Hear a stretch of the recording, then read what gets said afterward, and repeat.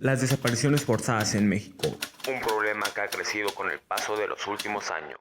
Las desapariciones forzadas en México es un tema muy delicado en nuestra sociedad, que ha ido incrementando con el paso de los últimos 15 años.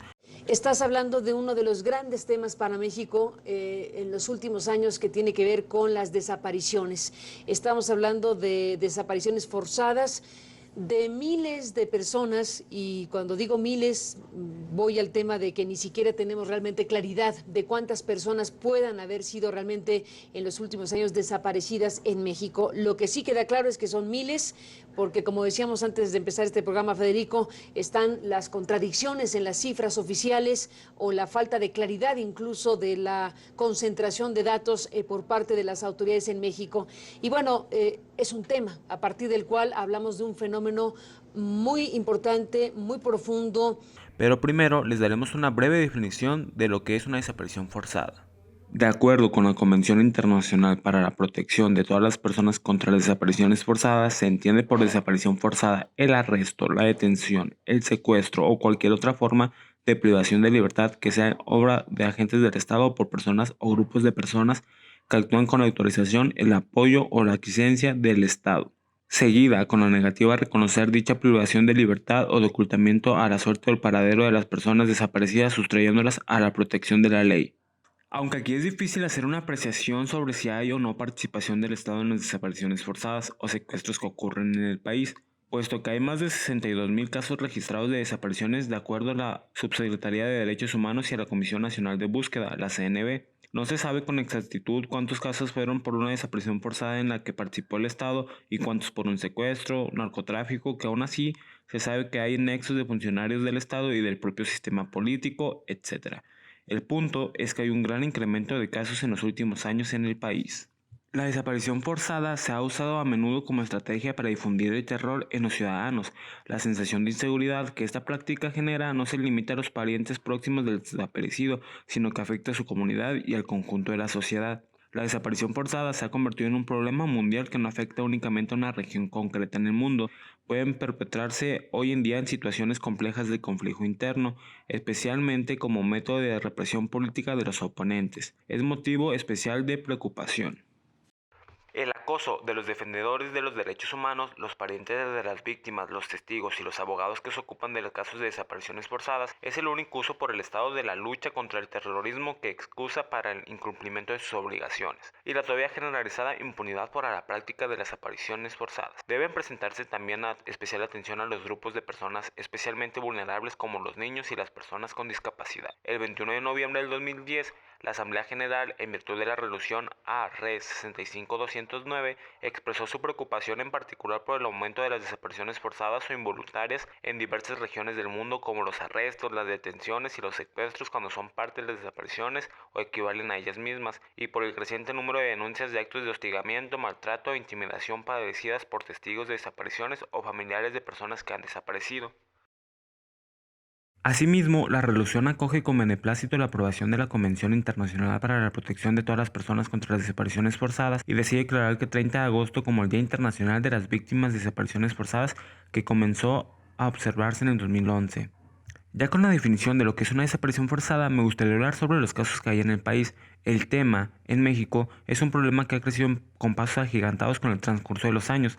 Solamente en el cierre del 2019 e inicios de 2020 se registraron más de 61,637 casos de personas no localizadas en ese lapso de tiempo, según datos de la SEGOV. Eso sin sumar los casos que no fueron denunciados ante las autoridades correspondientes.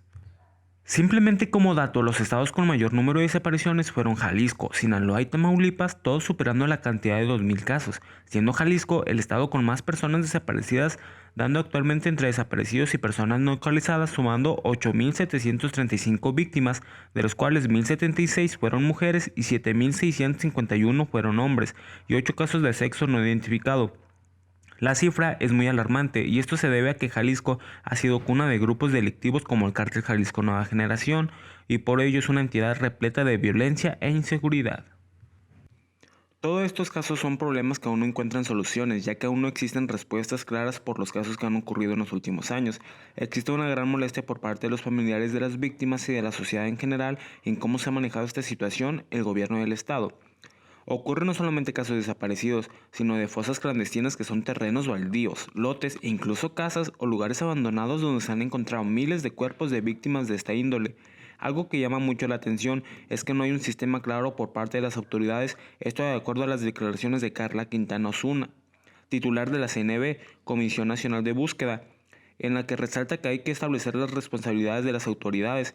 En este caso, ella comenta sobre un proyecto que aún está en pañales, sobre cómo buscar e identificar a las víctimas de desapariciones en las fosas que existen a lo largo y ancho del país. Confía en diseñar una metodología, tecnología y capacitación para contar con reportes diarios de desapariciones. Abro cita, son indispensables para tener una idea mucho más cercana a la crisis, de la realidad de cada estado, para saber cómo abordarla. El dinero que necesite cada comisión local va a depender del índice de desapariciones oficiales en esa entidad. Cierro cita.